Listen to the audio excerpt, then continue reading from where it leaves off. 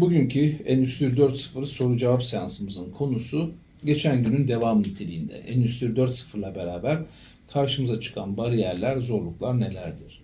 Bunlardan yine en önemlilerinden bir tanesi haliyle iş kültürünün, işletme kültürünün dönüşüm ihtiyacı.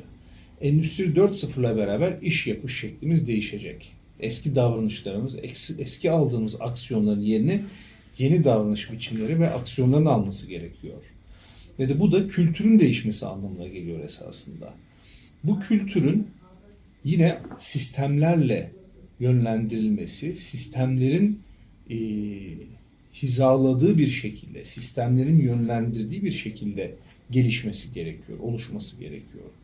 Burada sol yanımda göreceğiniz gibi Shingo modeli çok etkin bir işletme kültürünün oluşturulmasını sağlıyor. Shingo modeli ile her sene Shingo ödülleri düzenlenir ve bu Shingo ödülleri dünya çapında kurumsal mükemmelliğin, operasyonel ve organizasyonel mükemmelliğin Nobel ödülü olarak adlandırılır. İşletme içinde kültürü değiştirmek için doğru sistemlerin dizayn edilmesi gerekir. Doğru sistemleri dizayn ettiğinizde ve bunları doğru yönettiğinizde kültürü şekillendirmeye başlarsınız. Haliyle ilkeler Endüstri 4.0'da da olsanız, 3.0'da da, 2.0'da da olsanız ilkeler değişmez. İlkeler evrenseldir.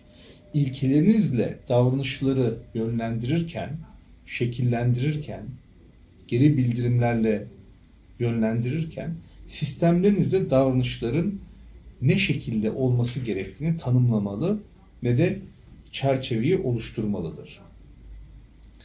İşletmenin Endüstri 4.0 ile beraber iş yapış şeklinin, işletme kültürünün kurumsal mükemmellik ilkeleriyle, operasyonel ve organizasyonel mükemmellik ilkeleriyle gelişmesi çok önemli. Operasyonel mükemmellik artık yeterli değil. Operasyonel mükemmellik bir işin ne kadar iyi yapıldığını anlatır. Örnek vermek gerekirse ben problem çözmeyi çok iyi biliyor olabilirim. Ama önüme gelen problem eğer 2 gün masamda bekliyorsa ben doğru davranışı göstermiyorumdur. Organizasyonel bir mükemmellikten bahsedilemez. Sistem içerisindeki unsurların, komponentlerin, sistem bileşenlerinin uyum içerisinde hedeflere hizalanmış bir şekilde ahenk içerisinde çalışıyor olması organizasyonel mükemmelliği ortaya çıkarıyor. Sistemin topyekün olarak sürekli iyileştirmeye ne kadar angaja olduğu, hedeflerine ne kadar angaja olduğu, ne kadar birlikte hareket ettiği, ne kadar ortak güdüye sahip olduğu burada organizasyonel mükemmelliği belirliyor. Operasyonel mükemmellik daha çok araçlara yönelik kullanılan yalın araç olarak tanımlayabileceğimiz araçlara yönelik kapsam. Ve operasyonel mükemmellik bu manada yeterli değil. Olayı operasyonel ve organizasyonel mükemmellik olarak, kurumsal mükemmellik olarak gördüğümüzde o zaman sürdürülebilir sonuçlar elde etmek gerçekçi ve mümkün. Bu sebeple zaten kurumların yaptığı sürekli iyileştirme çalışmaları, operasyonel mükemmellik çalışmaları çoğunlukla başarısızlıkla sonuçlanıyor. Proje lideri ortadan kaybolduğunda, ayrıldığında veyahut da projeye odağı ayrıldığında, odağı azaldığında, başka görevleri oluştuğunda bu kültürün yok olmasının sebebi zaten sadece araç bazlı olmasından dolayı. Bizim amacımız burada işletmenin kültürünün, davranış şeklini değiştirip bunu kalıcı hale getirmek. Bunu yapmak için de haliyle liderlik çok önemli. Her şey liderlikle başlıyor. Eğer lider burada doğru pozisyonu almazsa, doğru aksiyonları almazsa, doğru örnek olmayı göstermezse o zaman projenin zaten başarılı olması mümkün değil. Çalışanların angaja olduğu, çalışanların değişimi tetiklediği durumlar haliyle organizma daha büyük olduğu için daha kalıcı oluyor. Liderlik daha küçük bir yapı. Diğer taraf ise çok daha büyük bir organizma, ataleti daha fazla. O yüzden liderin başlattığı çalışmalar burada gördüğünüz gibi, bu grafikte gördüğünüz gibi,